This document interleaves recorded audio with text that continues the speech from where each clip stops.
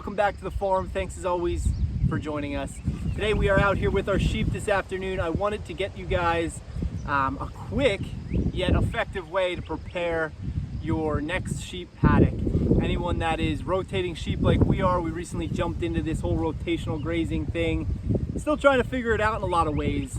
So as we've progressed and as we've gotten better, we're coming up with ideas and ways to expedite our process, become more efficient with our moves, and ultimately take less time throughout your day, which is already jam-packed and busy enough. So as you guys have seen in our last video, there's all sorts of different fencing that you can use for rotational grazing.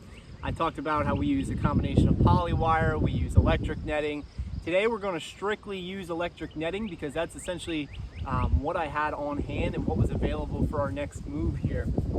Now, a lot of you guys have used electric netting in the past, but if you are new to the whole process of using electric netting, it is important that you have kind of a clean slate where you're going to put your fencing. If you have high grass like you see here around me, this grass is up to 2 feet at some point, you put your netting in there and it is going to literally suck the life out of your electric netting. We're tying into a perimeter fencing, which is kind of over this way, and it is going to put a huge drain on your energy, whatever type of charger you're using there, and essentially it's going to become exponentially less effective as you suck the electric out of your fencing there. So obviously the grass is going to work as a ground. It's definitely going to hinder the performance there, or completely ground it out where you won't have a charge at all. And ultimately, the name of the game of electric fencing is to have electric in it. So anyway, with that being said, we're going to show you kind of how I'm using our lawnmower. Yeah, we may have gone crazy a while ago, but this thing has served multiple purposes. And I would highly recommend, if you're kind of a small scale farmer and maybe you don't have the money for a tractor, we certainly don't, or maybe you just don't have the use case or the amount of land that would really make it sense to get a tractor, a zero-turn mower is definitely an affordable option, something that can be used. It's only grass, guys. Our pasture is pretty clean as far as any sort of rocks and roots and things like that, so we can use our lawnmower out here. At the end of the day, guys, it is only grass, albeit it is extremely high grass, but I'm going to use this thing and I'm going to show you how we can quickly get the job done here today. You've probably seen it. A lot of guys go out and they use weed whackers, but let me tell you, you are not going to want to use a weed whacker through this thick stuff. For one, if you're using a weed whacker, you're going to chew up your line. The rolls of this netting are anywhere from, I think, 80 some feet, and then the longer ones are 164. So either way, you put 2 rolls together, you're talking 200 plus feet of trying to fight through this, and then you're only going to have a real thin band. The zero turn is a 54-inch deck, so I'm going to be able to take 1 pass up, and I'll probably come 1 pass back on the same area just to have a clean mow. And then, as you guys see, I like to lay my netting out. This does indeed take a little bit more time for the entire process, but what it will allow you, it's going to allow you to kind of map it out. A lot of times what you're going to do if you're putting multiple rolls out, you'll get to a point and you'll be worried about connecting into your fence and being able to actually close the area in. You're going to have a lot of excess until you really get it down. You end up down at the end and you end up bunching it all up or kind of doing like a zigzag pattern. It's really not what you want. So I like to lay it out, I pull it tight and then it kind of maps it out for me, as you guys can see here, all the way back to the existing paddock. So anyway, let's go ahead. I'll show you how it's done real quick and easy, guys. Nothing crazy here, but something if you've never thought of it or you're always thinking, oh, that's weird to use a lawnmower in your pasture. Certainly acceptable in my eyes. Whatever gets the job done for sure. And again, guys, it's just grass.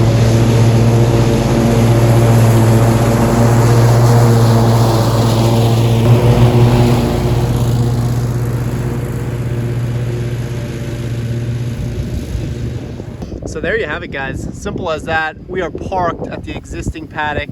Nice clean cut all the way down here.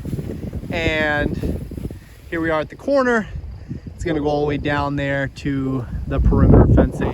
I do have my Energizer right there, so I stopped a hair short just so I didn't run right into that, obviously. We'll just weed whack around there at the connection point, and it's simple as that. So now we'll go ahead, we'll put our fence in, and it'll be a really quick move from here to get the sheep over here. All right, guys, we got the netting in. One last thing, and I may have shown this before, use these posts. This electric netting has been used a ton over the years, whether it be chicken and now sheep, different things like that. So always good to have some of these posts on hand. They're real cheap at Tractor Supply. I believe they're about $2. So as you can see here, we have a spot in the netting that's sagging. Again, this stuff's just worn out. So very, very simple. You just got to hook it up like that, and there you have it. They step right on into the ground. That'll keep your netting supported a little bit better. And then we have one more here, which doesn't look like I'm actually going to need right now. It doesn't hurt to put some extras in if you think you have some low spots. This really isn't anything to worry about, but we have it here. So we will go ahead and put that one in right away as well. Did hit a rock there, but there you have it. I'm actually walking down now to where our Energizer is, just to kind of show you guys the entire paddock. And this will be about 2 or 3 days till we move them again out of here. But that's where they're at now. They're gonna come right into here, and then they'll move over to a future paddock here, which will probably end up using polywire. Again, using a combination, I kind of figure it's every other paddock. One is gonna be netting, then the next is kind of gonna be a combination of netting and polywire, just because of the amount of materials we have on hand here. Again, just for your reference, this is 2 rolls. You know, it runs all the way up there to the side-by-side. That is the corner, and then all the way over there to the mower and where the sheep are. The sheep are right along the polywire fence here that I'm gonna open up, and that's pretty much the entire thing. Over on this side, I talk about it. Here's our tensile fencing. That's gonna keep these guys in the entire perimeter. Again, look how clean this fence line is. It's going to give us a much better charge. The last time I moved them, I used the weed whacker, got in here, got a reading on our fence, and we were around 1800 volts, which is pretty much non-existent. It's really not good. So I'm curious to see what this is gonna do for us. So as soon as we get it hooked up here, I will take a reading, and we gotta move the sheep first up.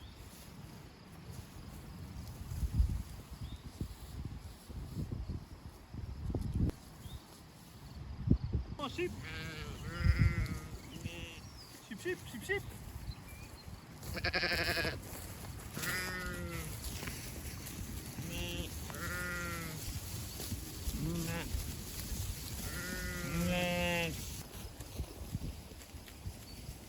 Another move in the books. Like I said, they'll be on here for about 2 to 3 days, and then it's on to the next one. So forever busy. And that's another point to throw out there for anyone that is just starting this. You definitely can take a couple days. I don't necessarily think it's necessary to move them every day, depending on paddock size. So if you size it accordingly, you can get a couple days of grazing. You know, I know a lot of you guys are busy, and to move them every day definitely is work. This took me about a half hour here today. Obviously, yes, I'm out here shooting a video as well, but definitely take some time out of your day, especially if you're doing this during the week. You know, you come home from work, try to get the job done here. Like I said, I find the sweet spot to be about 2 to 3, even 4 days. Seems to be pretty good and working well so far, as they're already kind of exploring here the far perimeter. But we're just gonna hook up the electric now, and we're gonna call it a day. I did want to get a reading here before we sign off. I've shown this a few times in the past. This is our Energizer. It's a Premier one. Geez, I don't even know the name. Permashock, I believe it is. I'm not gonna open it up here today. But basically it's solar powered, as you guys see here.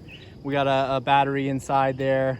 Pretty much all the inner works are in the box here, and then we have our connection point right here, ground rod on the outside of the fence, and we're just using these alligator clips. It makes it nice and easy to disconnect the fence, rather than flipping this all lid open all the time and disconnecting at the battery. This makes it just a little bit easier for us. So the fence will be hot. I did not connect it here because the backside down there is actually connected. I have our reel down there hanging onto the electric down there, so should be hot. So not a ton of power. We're only reading 3,800, but like I said, guys, last time I measured this, we were around 1,800.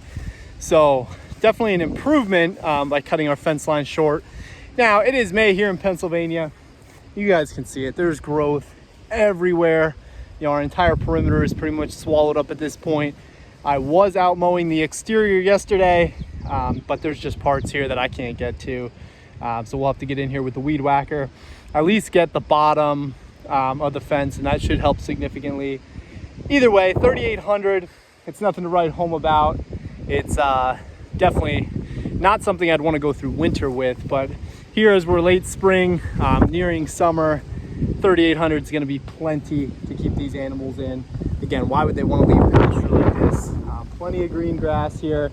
This netting does serve as kind of a physical barrier as well, so really not concerned whatsoever. As the sheep are coming up here behind me, we're going to sign off here, guys. Just want to get out, show you guys, like I said, a quick, easy, and effective way to clean your fence line, prepare your next paddock for electric netting. So as always, guys, we appreciate what you're doing. Drop us some questions, comments below. Hit that like, hit that subscribe button, and we'll be with you soon, guys. Take care. Have a great rest of your weekend, and we'll see you soon.